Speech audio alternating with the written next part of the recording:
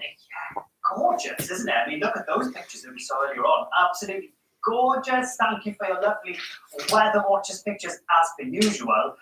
But it's not like that everywhere, because we have seen a little bit of mist and murk. We've seen some rain as well, but I do know that just looking at the weather watchers folder a second ago, actually, what most of us are taking pictures of this morning are what we just saw from the camera on the roof, that sort of vision, you know, kind of lovely sunrise. So yeah, it's looking a bit like that for some of us, I know. And as we head through the weekend, what we're likely to see is a bit of a gear change, everyone. So we'll see less of the kind of shine and settled weather that some of us saw yesterday, but also less of the cold, because we'll see outbreaks of rain, but temperatures will rise a bit as we head through today. Now, this is all happening because of this feature here. It's the weather front, everyone, en route, moving in from the west, introducing outbreaks of rain. It's also a boundary between the colder air and the milder air. Temperature-wise, we'll get to about 12 Celsius behind the weather front. You can kind of see it's quite clear here on the graphics.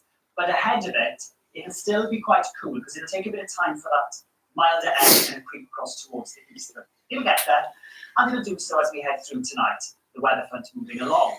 Now we'll see some rain pushing into the southwest, parts of southwest England, Wales, across through central parts of England as well, and these blustery showers moving into Northern Ireland and parts of Scotland. Under clear skies, however, temperatures will dip quite low, be down to about 4 or 5 Celsius, but where we're in the milder air and where we have some of that cloud as well, down to about 11 or 12 Celsius, higher than what some parts of the south of England, for example, the southeast, will see today. So tomorrow morning we have this feature, moving in through parts of Wales, Northern Ireland, the north of England, and then into Scotland. I think further south it should be mostly dry with a bit of brightness everywhere. Top temperatures 13 or 14 Celsius. You can still see it's colder across parts of Scotland, Northern Ireland as well, still in single figures. Now, one thing we're keeping a close eye on is this area of low pressure. Now, this gets to us tomorrow night and into Monday, and is likely to introduce some pretty unsettled conditions. This is a close-up view. So stormy conditions across parts of Northern Ireland, Western Ireland, western coastal parts of Scotland. We'll keep you posted, but I think that could be pretty nasty. That's how it's looking, though. Started so beautifully and ended with that. Yes, you know, I thought I would try and put a positive spin on things, but then it just kind of goes downhill, doesn't it? Apologies. No. Take care, Aaron. Thank you. Lovely to see you both. 9:52 at the time. Clitterbull Hall Trophy in touching distance. Strictly Couple Dances for Romanian couples as they take the ballroom for the semi-final later this year. With an added challenge, they had 2 dances to perform. Take a look at the contestants left in the front.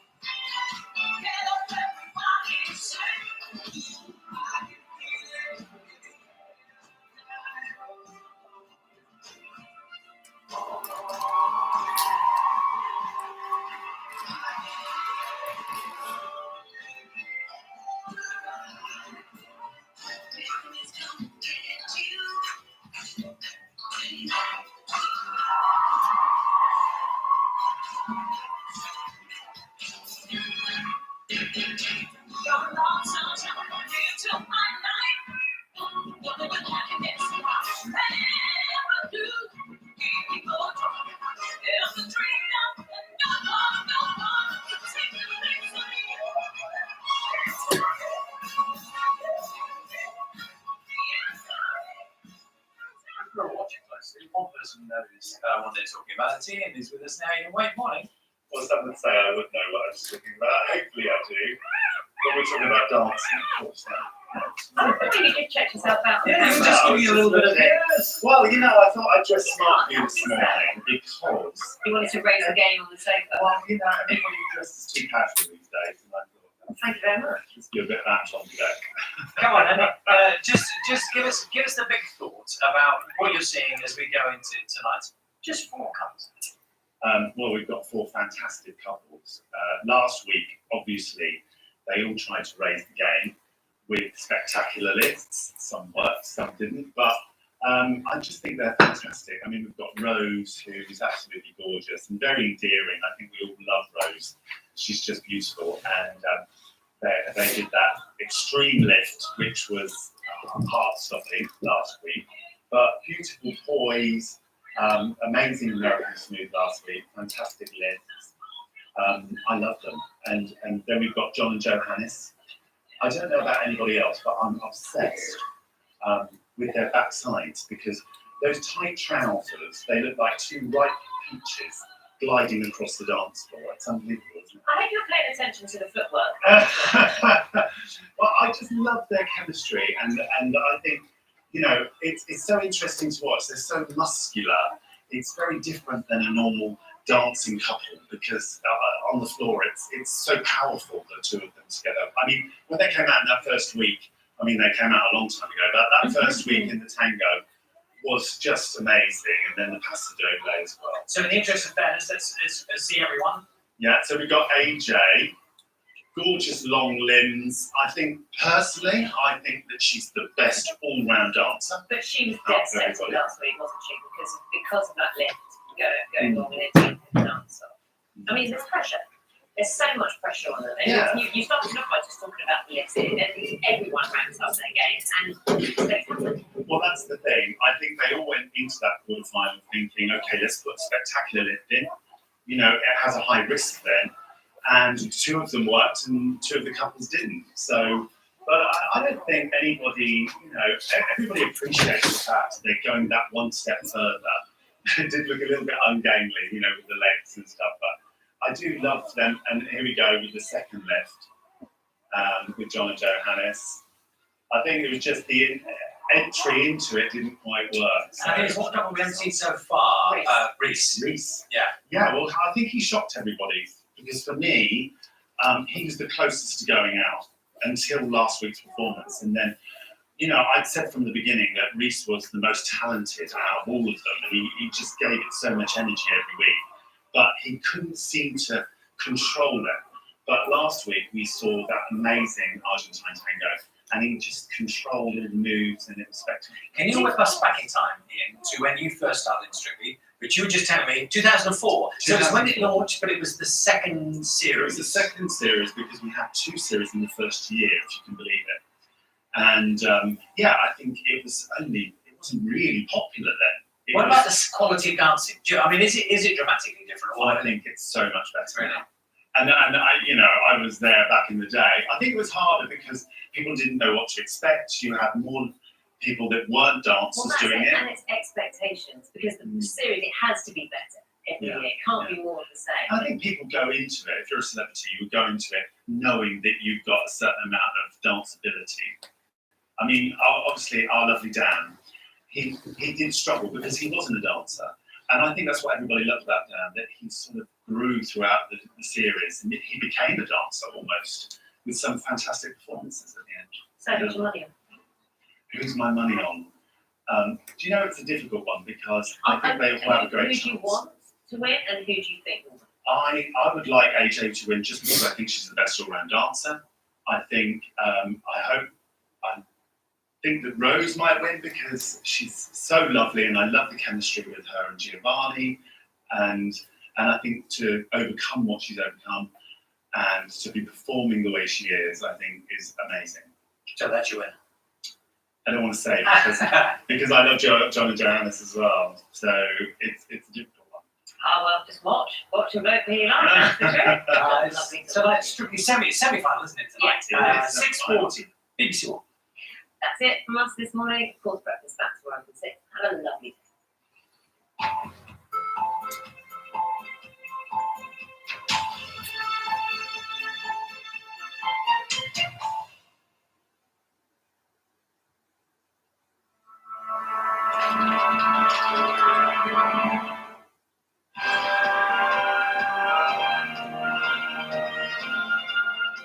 Strictly Come Dancing continues tonight on BBC One and iPlayer. The BBC said they wanted to go in a different direction with this show, and apparently the opposite of Van Robinson is an overweight Asian man in his 40s. Welcome to the weakest link. It's back and better than ever. I am so excited. As each week, 8 celebs vote each other off to win for charity. What fish are they? On occasion, you get some answers where you almost want to go stop around. He said, while the ring's lit, you must. Starts next Saturday at 6:10 on BBC One and iPlayer.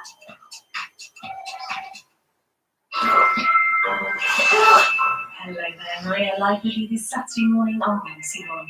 Tucking into Mary Berry's classic Victoria sponge at 11:30. I love to eat it, she loves to cook, and so do these fine folk. Good morning. Get ready to feast your eyes on festive food as we continue our countdown to Christmas. This is Saturday Kitchen Live.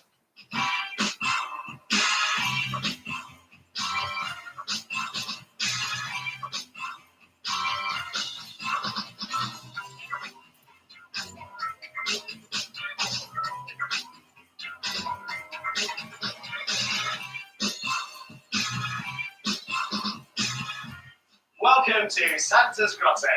Keeping us well fed today are Santa's little helpers, Jane Baxter, Tommy Banks, and our sparkly elf, Paul A. Young. And providing drinks, the man who thinks Christmas spirit comes in the cocktail shaker. It's Holly Smith. Good morning, everyone. Good morning. Our special guest today is a best-selling author with 6 books and 2 cookbooks to her name. She says that her latest children's book is about expectations versus reality on a Saturday night. Hopefully, her expectations meet reality for her Saturday morning. Please welcome Sophie Dahl. Sophie Dahl looking slightly bemused about what's going on this morning.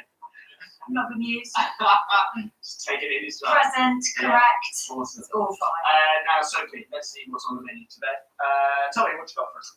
So I've got a lovely piece of monkfish, which I'm going to roast in lots of butter with some chanterelle mushrooms and a cream sauce made fermented mushroom cheese. Ooh, that's very nice. That's a big old monkfish steak. Yeah.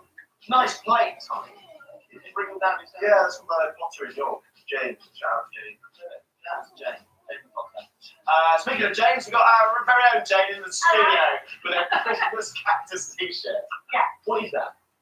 It's a Why Christmas cactus is Christmassy? Well, they're the only plant I don't kill. So. Oh, brilliant. That's fascinating. Okay, what you got for us? I am making a sticky figgy pudding along with some Nestle Rhoda ice cream, which is a chestnut puree with glacé fruits and lots of veggies. Very nice. Yeah. Very nice. You right there, Paul? I'm You great. look like why are you dancing? You're just like shimmering. Well, you put a glitter top on, you want to shimmy, but I can't shimmy. I can't do it. I You're can't. distracting the I camera. practiced for the show and I can't do it, honestly. Ridiculously sparky elf you are. What have you got for us? 3 fantastic hot chocolates, a really dark, luscious original hot chocolate, then an eggnog hot chocolate, Ooh. brandy in, not much brandy, Yeah. and a very boozy mulled wine hot chocolate. Mulled wine hot chocolate, you. Stuff of dreams, Matthew, stuff of dreams. They're perfect to match your rather splendid boots. Yeah. Look at those. Check out my boots. Look at those. They're my Christmas boots. I hate Christmas jumpers. These are both metallic and red at the same time, Ollie. Yes, rather like the end of my nose. Both of which that take an awfully long time to make, but a very short time to enjoy. Very nice. Now, Sophie, you've been here before. Food and food out at the end of the show. Yes. Shall I wear this the whole show? Shall I lose it? Halfway through? No, fine, good. Yeah. Keep yours on. Oh, I'm not doing this alone. Not very cold. So, food heaven. What's right here, food heaven? Food having seafood, sea bass, Yeah. oysters, Okay. butter, lots of butter, Right. capers, Okay. Excellent. Yep. What about food hell? blue cheese. No. Can't do it. Parsnips. Parsnips. Okay. Why parsnips? Smell. Really? Yeah. Okay. Is it bringing back sort of horrible school memories? Is that sort of thing? Is it? It's boiled parsnip water. Okay. Nice. Nice. Happy Well, Christmas. boiled parsnip. That'll keep them watching. Well, if you want to give me heaven, I'm going to be serving up a Christmas miracle. So I'm going to start by sauteing some shots of garlic in the pan. I'm going to add some white wine and white wine vinegar. I'm going to poach the oysters in there. I'm going to saute some spinach, roast a piece of sea bass, fat piece of sea bass, and I'm going to make brown butter with sage and capers. But if the viewers give me hell, it'll be a nightmare for Christmas. So I'll start by making a puree from parsnips and shallots. I'm going to blend that until it's nice and smooth. And I'm going to roast some parsnips in the oven with olive oil and paprika, because you have trouble with that as well. Thanks. Apparently. And then I'm going to make some parsnip crisps. I'm going to make a blue cheese dressing and serve with more blue cheese, chicories, and chestnuts. So you have to wait to the end of the show to find out which one to use both for. So guys, go and vote Sophie's Heaven or Hell by logging on to the Saturday Kitchen website. You can do the terms of privacy notices. Now, this is the moment where I usually grab this stick and we look at some of the dishes you guys have been knocking up at home. Today's a little bit different, however. You guys have been emailing and getting in touch on social media asking about the identity of one particular viewer. Very special man. This man sends in photos almost every week and usually outdoes me, embarrassingly, and our chefs with his creative food styling and brilliant photography.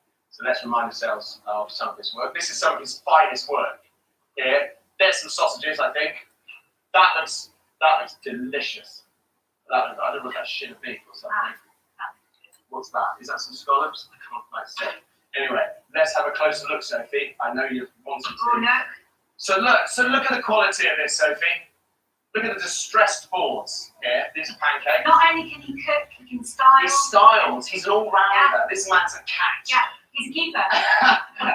Let's have a look at the next one. Crumpled tea towels. I mean, that could be. Rustic crumpled tea. You're buying into this, I can tell. Okay. Like the skillet. Yeah. It's happening. Who is this man? Should we see him? Let's meet this man. It's Brian Topping, everyone. Good morning, Brian. Good morning, Brian. I like the food-themed t-shirt you're wearing as well. Oh, yeah. Bit of an octopus thing going on. Now, listen, you watch Sunday in the Kitchen quite a lot, don't you? Well, almost religiously, Matt, every week, if I can. And I love the show. It's good banter. And, Correct. Now, listen, and you competed in Chef Island. Yeah, back in about a decade ago now, I entered MasterChef Ireland on a whim and ended up getting on the show. Finished fourth. Well done, you. And you also you've been involved in the Irish Food Writing Award, is that right? Yeah, this is only recently, and I suppose it's on the back of, sending in pictures of the Saturday Kitchen. Why? Well, the car park we normally park in, they've changed the entrance to it. Right. They've built a huge fucking bus station. So I had to fuck about trying to find out how to get into the car park. I got to the store, 10 to 9. I love your books, Brian. You've got a nice selection. And they're all staff are there, big glass front, and they're all having a team talk, and they're all fucking clapping each other and all that kind of stuff. The store doesn't open until 9:30, and they're all just sat there discussing, I don't know fucking what.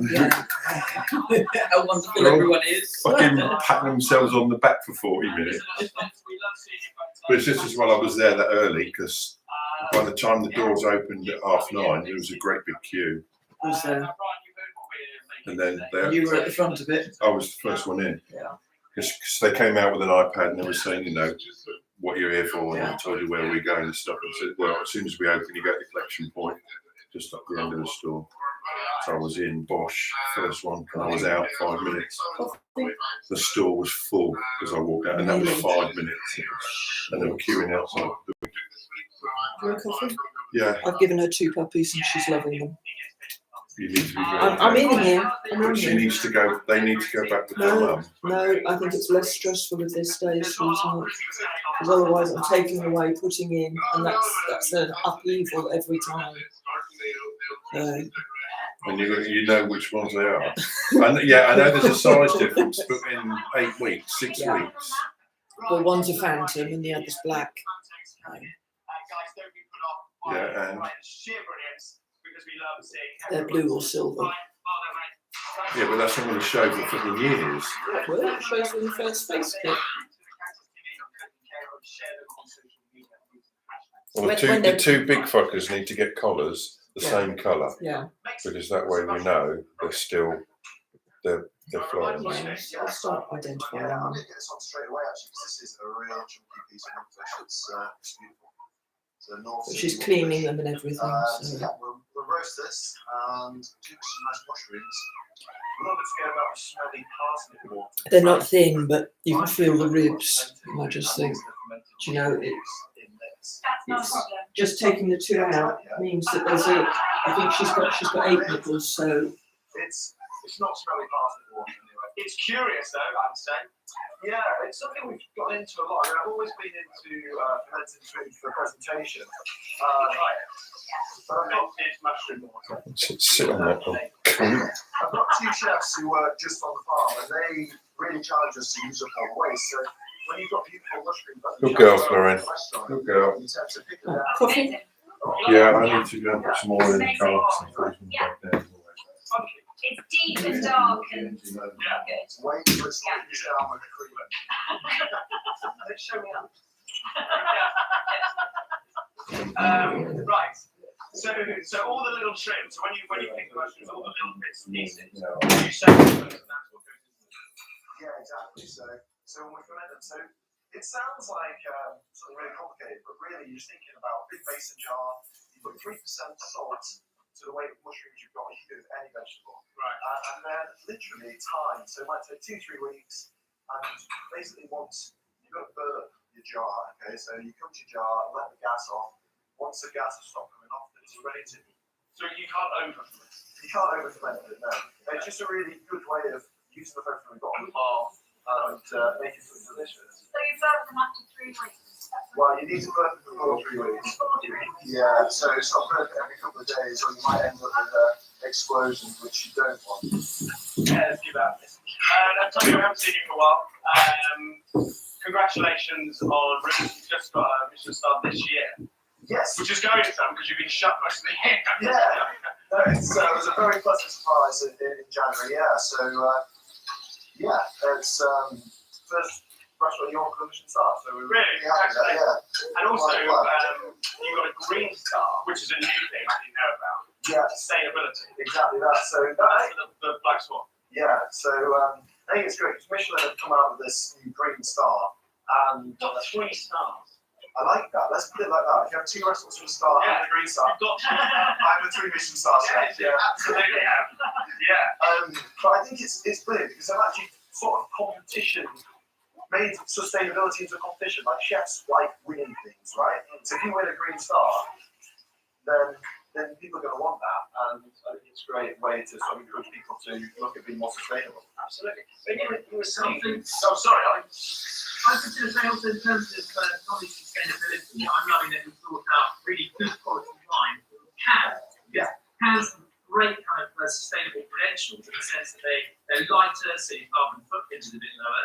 They're infinitely recyclable, and it may surprise people that maybe there is a higher level of quality to wine in can than previously thought. Yeah, exactly. So we launched a new wine company, me and my brother, Banks Brothers Wine, and we're canning wine. But I think there used to be the old debate, screw top, cork, what was better. But I think actually like canned wine or even bag in box and things like that, all you probably see is making a real sort of resurgence. And we try to put the best quality wine we can in cans. It's just more sustainable, easier to ship. Well, it's always got that image. I mean, I might have opened a few cans on the train, for example. I might have gone to a festival or two with some canned wine, but you're kind of elevating it to be better. Yeah, so our mission is fine wine in a can. So just making those occasions. Like I'm gonna get a train home later, rather than just having some bottle. I'm gonna reward myself with some fine wine. You reward yourself. Do you cracking open a can of wine? I remember the last time I can of wine. Here we go. Yeah, so I've got this monkfish in roast water, which Sophie does like, so we're off with that. And I just like to, if people put fish in a pan, you kind of leave it and sort of, so it still doesn't stick. I like to move it around because you get all the surface area touching the pan, you get a real deep caramelisation, which is really take it to Plate Town. Now, there's lots of fermenting over here. You've got fermented crisp. Yeah, so rather than using lemon, gooseberry juice. So fermented gooseberry juice, it has this almost sort of citrusy notes to it, and they get brilliant with fish. So in the restaurants, like we've got turned fish on a roof, and steam the fish, and just brush it a little bit with gooseberry juice, as you would lemon. I mean, I love lemon, but it does taste of lemon. Like, you squeeze lemon all over your fish and chips, and everything tastes of lemon. Whereas this is like a different sort of acidity. And what does it bring? It's like a fruity. Yeah, exactly that. Yeah, I'm going to cook these mushrooms. So, for example, you wanted to cook this at home and you didn't have mushroom juice, how would you create that? Well, I would probably take some dried mushrooms, really hydrate them, use the stock off them, and then maybe, something maybe a bit of soy sauce. Okay. Well, I dried some tea. Yeah, they would be brilliant. That's the best flavour, yeah. So for my sauce, it's a bit like a classic sort of fish